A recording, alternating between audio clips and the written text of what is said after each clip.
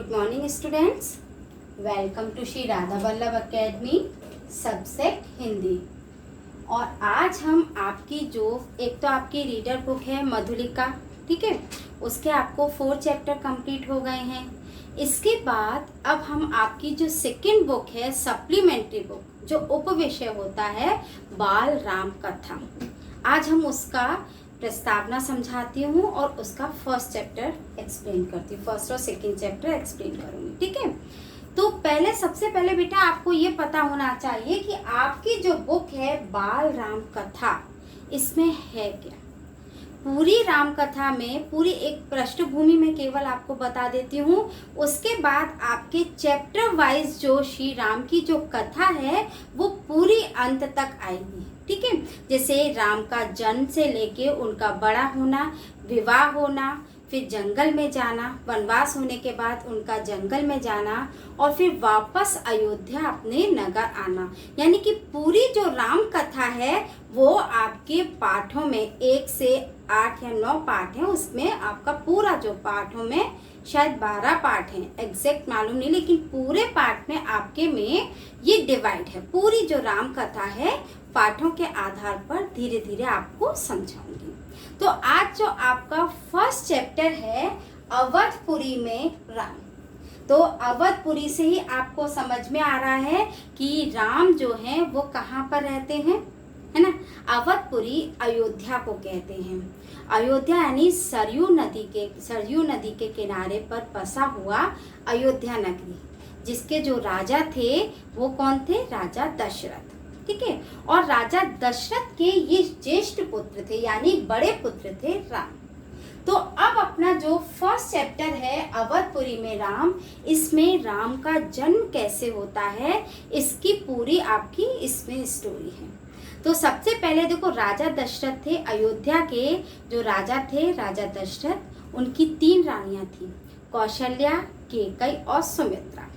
वैसे तो उस राज्य में वैभव बहुत था, सुख शांति थी, हर तरह से सुख संपन्नता थी, वहां पर बहुत संपन्न राज था अपना अवधपुरी यानी अयोध्या। लेकिन उसमें राजा को केवल एक दुख था। क्या दुख था? कि उनके कोई भी संतान नहीं थी। तो संतान न होने से बहुत दुखी थे। तो उन्होंने एक बार उनके जो कुल गुरु थे वशिष्ठ मुनि, कौन थे? ऋषि वशिष्ठ, जो उनके कुल गुरु थे, तो उन्होंने वशिष्ठ मुनि से इस बात पे चर्चा की, क्योंकि वो बहुत दुखी थे, क्योंकि इस राज्य का जो उत्तराधिकारी नहीं है तो मेरे बाद इस राज्य को कौन संभालेगा। तो इस बात से बहुत चिंतित होने के कारण उन्होंने अपने कुल गुरु मुनि वशिष्ठ से चर्चा की। तो जब उन्होंने चर्चा की तो मुनि वशिष्ठ ने एक संतान उत्पत्ति के लिए एक यज्ञ बोला, तो उस यज्ञ को करवाया गया। बहुत बड़ी यज्ञशाला बनी, उसमें बहुत सारे जो मतलब ब्राह्मण है, ऋषि मुनि हैं, उन्होंने मंत्रोच्चारण से सभी देवी देवताओं को प्रसन्न करने के लिए उस यज्ञ को किया। तो जब देवी देवता जब उस यज्ञ से प्रसन्न होते हैं तो फिर राजा के जो दशरथ की तीनों जो रानियां थी उनके पुत्र उत्पन्न होते हैं। तो जो सबसे बड़ी रानी होती है कौशल्या, उनके राम होते हैं। और फिर बीच उससे छोटी जो रानी थी केकई, उनके होते हैं भरत। सबसे बड़े कौन है? राम। और फिर उनके बाद केकई के पुत्र कौन है? भरत। और फिर सुमित्रा के 2 पुत्र होते हैं। सुमित्रा के पुत्र हैं शत्रुघ्न और लक्ष्मण। तो इस तरह से राजा दशरथ को 4 पुत्र प्राप्त होते हैं। फिर धीरे धीरे उनकी दीक्षा मतलब शिक्षा दीक्षा होती है, राजकुमार बड़े होते हैं। फिर वशिष्ठ मुनि के यहाँ वो शिक्षा ग्रहण करते हैं, अस्त्र शस्त्र की शिक्षा। पहले जो शिक्षा होती थी बच्चों, वो ऐसे नहीं होती थी कि आप विद्यालय जा रहे हो फिर विद्यालय से घर वापस आ रहे हो, तो इस तरह से शिक्षा नहीं होती। पहले जो शिक्षा का प्रचलन था वो गुरुकुल में रहकर होता था, यानी गुरुकुल होते थे, वहाँ पर शिष्यों को रहना पड़ता था। था और वहाँ पर ही जो गुरु हैं वो उन्हें हर तरह की शिक्षा देते हैं, अस्त्र शस्त्र की शिक्षा और पुस्तकों का ज्ञान और जो आचार विचार में अच्छे गुणों का विकास करने की जो बातें होती हैं वो सारे जो बातों का वो अपनी शिक्षा के माध्यम से गुरुओं से ग्रहण करते थे। तो इस तरह से चारों राजकुमार गुरु वशिष्ठ के यहाँ शिक्षा दीक्षा प्राप्त करके बड़े होकर वो वापस अपनी अयोध्या नगरी आते हैं। जब चारों राजकुमार बड़े हो जाते हैं तो राजा दशरथ को उनके विवाह का मतलब ऐसा लगता है कि हाँ अब हमारे बच्चे बड़े हो गए तो इनका विवाह होना चाहिए। विवाह का केवल विचार विमर्श ही कर रहे थे कि इतने में उनकी राज्यसभा में गुरु विश्वामित्र आते हैं। आपके जो इस पार्ट में जितना है मैं पहले उसको एक्सप्लेन कर रही हूँ। तो गुरु विश्वामित्र आते हैं, वो उनसे उनके बड़े पुत्र को मांगते हैं। किस लिए मांगते हैं? क्योंकि जहाँ पर गुरु विश्वामित्र जो थे वो यज्ञ करते थे वहाँ पर एक ताड़िका नाम की राक्षसी थी, वो उस यज्ञ को पूरा नहीं होने देती थी और वहाँ पे बहुत आतंक मचा रखा था उनके गुरुकुल में। तो उस उन राक्षसों से अपने को मुक्ति दिलाने के लिए, यज्ञ को संपन्न करने के लिए वो राजा राम को लेने आए थे। अब जो राजा दशरथ के सामने जब वो इस बात को सामने रखते हैं तो राजा दशरथ संकोच करने लगते हैं।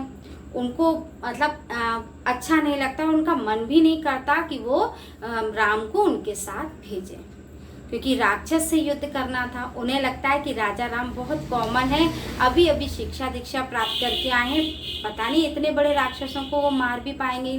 मतलब एक मन में अपने बच्चे के प्रति जो प्रेम होता है वो उनके अंदर, उस प्रेम की वश में आकर राजा दशरथ उनके साथ राम को भेजने में संकोच करते हैं। इस संकोच को जो उनके गुरु हैं वशिष्ठ वो देखते हैं, तो वो राजा दशरथ को समझाते हैं और वो कहते हैं कि राजन आप चिंता मत कीजिए, जो राजा राम हैं, वो इस बात के लिए पूर्ण तरह से सक्षम हैं कि वो उन राक्षसों का सामना कर सकते हैं। तो गुरु वशिष्ठ के समझाने पर राजा दशरथ राम को भेजने को तैयार होते हैं, लेकिन वो कहते हैं कि मतलब बड़े पुत्र के साथ मैं लक्ष्मण को भी भेजूंगा। तो गुरु विश्वामित्र इस बात को मान लेते हैं और फिर उन अपने साथ राम को और लक्ष्मण को वन की तरफ ले जाते हैं। तो आपके इस पहले पार्ट में अवधपुरी में राम, उसमें इतना पूरा चैप्टर है। अब इसके बाद हम पूरा चैप्टर एक्सप्लेन करते हैं। हम अपनी कहानी स्टार्ट करते हैं, ठीक है। अवधपुरी में राम, मैंने शॉर्ट रूप में आपको अभी समझाया। तो ये कथा जो अवध की है और बहुत पुरानी है। अवध में सरयू नदी के किनारे एक अति सुंदर नगर था, अयोध्या, जिसका नाम क्या था? अयोध्या, और सही अर्थों में देखने लायक था। भव्यता, भव्यता मतलब बहुत ज़्यादा सुंदर, भव्यता जैसे उसका दूसरा नाम हो। अयोध्या में केवल राजमहल ही भव्य नहीं था, उसकी एक एक इमारत आलीशान। मतलब ये कहने का था कि अयोध्या में केवल राजा के रहने वाला महल ही सुंदर नहीं था, बड़ा नहीं था, बल्कि वहाँ के जितनी भी इमारतें थी वो सब आलीशान थी। आम लोगों के घर भी बहुत बड़े और सुंदर थे। जो वहाँ की सड़कें थी वो चौड़ी थी, सुंदर बाग बगीचे, पानी से लबालब भरे सरोवर, खेतों में हरियाली लहराई थी, हवा में हिलती फसलें सरयू की लहरों के साथ खेलती थीं। ये पूरा आपका वर्णन है अयोध्या नगरी का, ठीक है। हर तरफ संपन्न नगरी थी अयोध्या, संपन्नता कोने कोने में बिखरी हुई थी और यहाँ के जो लोग थे सब सुखी और समृद्ध थे। दुख तो जैसे यहाँ था ही नहीं, या फिर दुख का तो अयोध्या का पता ही नहीं मालूम था। तो नगर की सीमा में प्रवेश की अनुमति नहीं थी यहाँ पर। मतलब कहने का मतलब यह है कि दुख को तो इस नगर की सीमा में प्रवेश करने तक की अनुमति नहीं थी। मतलब पूरा जो राज्य था सब सुख संपन्न और खुश था। पूरा नगर विलक्षण था, अद्भुत था और मनोरम। उसे ऐसा होना ही था क्योंकि वह कौशल राज्य की राजधानी था। राजा दशरथ वहीं रहते थे। राजा दशरथ कौन थे? अयोध्या के राजा। उनके राज में दुख का भला क्या काम। राजा दशरथ एक कुशल न्यायप्रिय शासक थे। महाराज अज के पुत्र थे। महाराज रघु के वंशज थे। रघुकुल के उत्तराधिकारी थे। रघुकुल की रीति नीति का प्रभाव हर जगह दिखाई देता था। सुख समृद्धि से लेकर बात व्यवहार तक लोक मर्यादाओं का पालन करते थे। सदाचारी थे। यहाँ के लोगों की विशेषता है ये, मर्यादाओं का पालन करना, सदाचार होना और पवित्रता और शांति जो थी वो हर जगह थी, नगर में भी और लोगों के मन में भी। यहाँ के जो राजा दशरथ थे वह बहुत यशस्वी थे। उन्हें किसी भी चीज की कमी नहीं थी। राज सुख था, कमी होने का प्रश्न ही नहीं था। लेकिन उन्हें केवल एक ही दुख था। क्या दुख था? जो मैंने आपको पहले ही बताया था कि उनका जो एक दुख था उनके कहीं मन में छिपा हुआ था और रह रह के वो उभर भी आता था। उनके कोई संतान नहीं थी। तो जब कोई संतान नहीं थी तो उसका ये मतलब ये जो दुख है वो बहुत ज़्यादा उन्हें बढ़ता ही जा रहा था। उनकी 3 रानियां थी, कौशल्या, सुमित्रा और कैकेयी। रानियों के मन में भी बस एक यही दुख था, संतान की कमी। जीवन सूना सूना लगता था। राजा दशरथ के से रानियों की बातचीत प्राय इसी विषय पर आकर रुक जाती थी। राजा दशरथ की चिंता बढ़ती ही जा रही थी कि अब पुत्र कैसे हो। तो वो इसी चिंता में वो एक दिन सोच समझ के उन्होंने सोचा बोला किसी से बात की जाए। तो उन्होंने इस संबंध में वशिष्ठ मुनि से चर्चा की और उन्हें अपनी पूरी बात विस्तार से बताई। रघुकुल के अगले उत्तराधिकारी के बारे में अपनी चिंता बताई। मुनि वशिष्ठ राजा दशरथ की चिंता समझते थे। उन्होंने दशरथ को एक यज्ञ करने की सलाह दी। यज्ञ का नाम था पुत्रेष्ठी यज्ञ, मतलब पुत्र प्राप्त करने वाला। महर्षि ने कहा, आप पुत्रेष्ठी यज्ञ करें महाराज, आपकी इच्छा अवश्य पूरी होगी। यज्ञ महान तपस्वी और शिष्य संघ की देखरेख में हुआ। पूरा नगर उसकी तैयारी में लगा हुआ था। यज्ञशाला सरयू नदी के किनारे बनाई गई। यज्ञ में अनेक राजाओं को निमंत्रित किया गया। तमाम ऋषि मुनि आए। शंख ध्वनि और मंत्रोच्चारण के साथ एक एक करके सबने आहुति डाली। अंतिम आहुति राजा दशरथ की थी। यज्ञ पूरा हुआ। अग्नि के देवता ने महाराज दशरथ को आशीर्वाद दिया कि कुछ समय बाद दशरथ की इच्छा पूरी हो गई। तीनों रानियां पुत्रवती हुईं। महारानी कौशल्या ने राम को जन्म दिया चैत्र मास की नवमी के दिन। रानी सुमित्रा के 2 पुत्र हुए, लक्ष्मण और शत्रुघ्न, और रानी कैकेयी के पुत्र का नाम भरत रखा गया। राजमहल में खुशियां छा गईं। नगर में बधाइयां बजने लगी, मंगल गीत गाए जाने लगे और हर जगह खुशी जैसा उत्सव मनाया जाने लगा। राजा दशरथ भी बहुत प्रसन्न थे क्योंकि उनकी मनोकामना पूरी हो गई। प्रजा भी प्रसन्न थी। दशरथ की चिंता दूर हुई। नगर में समारोह आयोजित किया गया। खूब धूमधाम से दूर दूर के राजा आए, सबको पूरा सम्मान दिया गया। फिर उपहार भी दिया गया और अनाज धन देकर सबको विदा किया गया। चारों राजकुमार धीरे धीरे बड़े हुए। वे बहुत सुंदर थे, सुदर्शन थे। साथ खेलते निकलते तो लोग उन्हें देखते रह जाते। आंखें उनसे हटती नहीं थी। चारों भाइयों में आपस में बहुत प्रेम था। वे अपने बड़े भाई राम की आज्ञा मानते थे। खेल कूद में लक्ष्मण प्राय राम के साथ रहते। भरत और शत्रुघ्न की एक अलग जोड़ी बनती और बड़े होने पर राजकुमारों को शिक्षा दीक्षा के लिए भेजा गया। जब बच्चे बड़े हुए तो उनको शिक्षा दीक्षा के लिए भेजा गया। उन्हें कुशल और अपनी विद्या में दक्ष गुरुजनों से ज्ञान अर्जित किया। ठीक है, धीरे धीरे उन्होंने जब सब ज्ञान अर्जित किया और शास्त्रों का अध्ययन किया, शस्त्र विद्या सीखी। चारों राजकुमार कुशाग्र बुद्धि के थे। जल्दी सब विद्याओं में पारंगत भी हो गए। राम इसमें सर्वोपरि थे। उनमें कई अन्य गुण भी थे जैसे विवेक, शालीनता और न्यायप्रियता। राजा दशरथ को राम सबसे अधिक प्रिय थे, ज्येष्ठ पुत्र होने के कारण और उन मानवीय गुणों के कारण भी जो राजा राम में थे। ठीक है, तो राजकुमार कुछ और बड़े हुए तो राजा दशरथ सोचने लगे कि अब तो राजकुमार विवाह के योग्य हो गए। तो उन्होंने नगर में इसकी चर्चा की। महाराज दशरथ भी ऐसा ही चाहते थे कि उनकी संतानों के लिए सुयोग्य वधुएं मिलें।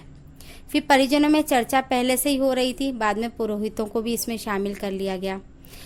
अयोध्या का राजमहल एक दिन ऐसी ही चर्चा चल रही थी। गहन मंत्रणा हो रही थी इन चारों राजकुमारों के विवाह संबंधी। तभी एक द्वारपाल घबराया हुआ अंदर आया। उसने सूचना दी कि महर्षि विश्वामित्र पधारे हैं। पहले क्या होता था, कोई भी गुरु अगर राजसभा में या किसी भी समय आता था तो राजा उनको पूरा सम्मान देते थे। ऐसे ही महाराज दशरथ तत्काल उठकर आसन छोड़कर खड़े हो गए, द्वार की ओर बढ़े। महर्षि की अगवानी करके उन्हें दरबार में लेकर आए। विश्वामित्र को ऊंचा स्थान दिया गया। विश्वामित्र कभी स्वयं राजा थे, परंतु बड़े और बलशाली। बाद में उनका राजपाट छोड़ दिया गया। उन्होंने छोड़ दिया, संन्यास ग्रहण कर लिया, जंगल चले गए। वहीं उन्होंने अपना आश्रम बनाया। उन्होंने आश्रम बनाया और उन्होंने सिद्धाश्रम नाम दिया अपने आश्रम को। महर्षि के स्वागत सत्कार के बाद दशरथ ने कहा, महर्षि आज्ञा दे, मैं आपकी क्या सेवा कर सकता हूँ? आप अपने मन की बात कहिए, आपकी आज्ञा का पूरी तरह मैं पालन करूँगा। तो मुनि बोले, राजन, मैं जो मांगने जा रहा हूँ उसे देना आपके लिए कठिन होगा। लेकिन राजा दशरथ बोले, आप आज्ञा दीजिए महर्षि, मैं उसे पूरा करने के लिए तत्पर हूँ, बिल्कुल नहीं हिचकूंगा। मैं सिद्धि के लिए एक यज्ञ कर रहा हूँ, अनुष्ठान लगभग पूरा हो गया। फिर ये कौन? गुरु मतलब विश्वामित्र ने बोला कि मैं एक सिद्धि के लिए एक यज्ञ कर रहा हूँ, अनुष्ठान लगभग पूरा ही हो गया है, लेकिन 2 राक्षस उसमें बाधा डाल रहे हैं। मैं जानता हूँ कि उन राक्षसों को केवल एक ही व्यक्ति मार सकता है, वह है राम। आपका ज्येष्ठ पुत्र मुझे दे दीजिए ताकि मेरा यज्ञ पूरा हो सके। विश्वामित्र ने ऐसा कहा तो जैसे दशरथ तो घबरा गए, उन पे जैसे बिजली सी गिर गई। वह एकदम अचकचा से गए। उन्हें ये उम्मीद नहीं थी कि मुनिवर मुझसे राम मांग लेंगे, और ज्येष्ठ पुत्र तो उनके बहुत प्रिय थे। अब दशरथ चिंता में पड़ गए। विश्वामित्र दशरथ की दुविधा को समझ गए। उन्होंने कहा, मैं राम को केवल कुछ दिनों के लिए मांग रहा हूँ, यज्ञ 10 दिन में संपन्न हो जाएगा महाराज दशरथ, उसके बाद मैं राम को लौटा दूंगा, मतलब आपके पास भेज दूंगा। अब पुत्र महाराज दशरथ बहुत दुखी हो गए। पुत्र वियोग की आशंका से वो कांप रहे थे। दरबार में भी सन्नाटा छा गया। दशरथ की दशा देखकर जो मंत्री थे सभी चिंतित हो गए, वो चुप थे। तभी महर्षि वशिष्ठ शांत थे। इसके बाद दशरथ कांप कर बेहोश हो गए। होश आया तो डर ने उन्हें फिर जकड़ लिया। मूर्छित होकर वो दोबारा गिर पड़े, संज्ञा शून्य हो गए। अब सोचें कि मतलब करें तो कर क्या सकते हैं, लेकिन इतना जब ये उनका मूर्छित होना और फिर होश में आना उनको देखकर जो महर्षि विश्वामित्र है उनका क्रोध बढ़ गया। अब दरबार में सब शंकित होने लगे कि मुनि क्रोधित हो गए हैं, कहीं कुछ अनिष्ट ना हो जाए, इसकी आशंका होने लगी। कुछ समझ नहीं पा रहे थे। महर्षि और महाराज के बीच संवाद में कुछ बोलना उचित भी नहीं लग रहा था। मुनि वशिष्ठ चुपचाप आकर महाराज दशरथ के पास खड़े हो गए। थोड़ी देर बाद दशरथ उठे। स्वयं को संभालते हुए उन्होंने महर्षि से विनती की, महामुनि, मेरा राम तो अभी 16 वर्ष का ही हुआ है, 16 वर्ष का भी नहीं हुआ है। वह राक्षसों से कैसे लड़ेगा? राक्षस मायावी हैं, वह उनका छल कपट कैसे समझेगा? तो वो मुनिवर से कहते हैं, इससे अच्छा होता कि यदि आप मेरी सेना ले जाइए, मैं आपके साथ स्वयं चलता हूँ और राक्षसों से युद्ध करता हूँ। महर्षि विश्वामित्र ने कोई प्रतिक्रिया व्यक्त नहीं की। क्रोधित थे और उन्होंने उसे व्यक्त भी नहीं किया, क्रोध को भी व्यक्त नहीं किया। उन्हें अपने यज्ञ के नियम याद थे। क्रोध करने से यज्ञ खंडित हो जाता, अनुष्ठान अधूरा रह जाता। मैं राम के बिना नहीं रह सकता, ऐसा दशरथ ने कहा। महामुनि एक पल भी नहीं रुके। आप राम को छोड़कर जो चाहे मांग लें, उसे मत ले जाइए। मैं राम को नहीं दूंगा, बिल्कुल नहीं। वह मेरे बुढ़ापे की संतान है, मैं उनसे प्रेम करता हूँ। अब जब ऐसा उन्होंने कहा तो महर्षि का क्रोध और भड़क उठा। दरबार के मंत्रीगण और ऋषि मुनि सकते में आ गए कि अब तो कुछ होगा। तो उन्होंने कहा, आप रघुकुल की रीत तोड़ रहे हैं राजन। महर्षि ने कहा, वचन देकर पीछे हट रहे हैं, यह बर्ताव कुल के विनाश का सूचक है। आप जानते हैं कि मैं स्वयं दुष्ट राक्षसों का संहार कर सकता था, लेकिन मैंने संन्यास ले लिया है। अगर आप राम को नहीं देंगे तो मैं यहाँ से खाली हाथ लौट जाऊंगा। बात बिगड़ती देखकर मुनि वशिष्ठ फिर आगे आए। महाराज दशरथ को समझाया। राम की शक्ति के बारे में, प्रतिज्ञा तोड़ने के संबंध में, महर्षि विश्वामित्र के साथ रहने पर राजकुमार राम को होने वाले लाभ के बारे में बताते हैं। राजन, आपको अपना वचन पूरा करना चाहिए। रघुकुल की रीत यही है, प्राण देकर भी अपने पूर्वजों से वचन निभाया जाए। ये तो हमेशा आप लोगों को मालूम है कि रघुकुल की रीति पे तो एक दोहा भी है, रघुकुल रीत सदा चले आई, प्राण जाए पर वचन न जाए। तो ये जो वचन है जो मुनि वशिष्ठ ने राजा दशरथ को बताया। आप राम की चिंता न करें, महर्षि के होते हुए उनका कुछ भी नहीं बिगड़ सकता। महाराज दशरथ की चिंता कुछ कम हुई, पर मन अब भी खिन्न था। पुत्र विछोह का दुख सभी तर्कों पर भारी पड़ रहा था। गुरु वशिष्ठ ने कहा, महाराज, महर्षि विश्वामित्र सिद्ध पुरुष हैं, तपस्वी हैं, अनेक गुप्त विधाओं के जानकार हैं, वह कुछ सोचकर ही आए हैं। राम उनके अनेक नई विधाएं सीखेंगे। आप राम को महर्षि विश्वामित्र के साथ जाने दें, राम उन्हें सौंप दें। दशरथ ने मुनि वशिष्ठ की बात दुखी मन से स्वीकार कर ली, लेकिन वह राम को अकेले नहीं भेजना चाहते थे। उन्होंने विश्वामित्र से आग्रह किया कि मैं इसके छोटे भाई लक्ष्मण को भी इसके साथ जाने को कहूँगा। महर्षि विश्वामित्र ने महाराज दशरथ का यह आग्रह स्वीकार कर लिया। राम और लक्ष्मण दरबार में बुलाए गए। महाराज दशरथ ने उन्हें निर्णय की सूचना दी। दोनों भाइयों ने उन्हें शहर स्वीकार कर लिया। सिर झुकाकर आदर सहित इनकी सूचना उन्होंने माता कौशल्या को दी गई। बताया गया कि राम और लक्ष्मण वन जा रहे हैं महर्षि विश्वामित्र के साथ। नितांत गंभीर माहौल में स्वसिद्ध वचन हुआ, शंख ध्वनि हुई, नगाड़े बजे। महाराज दशरथ भी भावुक होकर दोनों पुत्रों को मस्तक चूमकर महर्षि को सौंप दिया। दोनों राजकुमार बिना विलंब किए महर्षि के साथ चल पड़े, बीहड़ और भयानक जंगलों की ओर। विश्वामित्र आगे आगे चल रहे थे, राम उनके पीछे थे। लक्ष्मण राम से 2 कदम पीछे अपने धनुष संभाले हुए, पीठ पर तुहिड़ बांधे। पीठ पे तुहिड़ होते बेटा, ये जो धनुष होते हैं, धनुष के जो तीर होते हैं उसको कहते हैं, और कमर में लटकाए थे। तो ये जो आपका चैप्टर है, आज मैंने आप लोगों को पहले इसकी पृष्ठभूमि बताई। पृष्ठभूमि बताने के बाद मैंने आपको पूरा चैप्टर एक्सप्लेन किया है। आशा करती हूँ आपको समझ में आ जाएगा।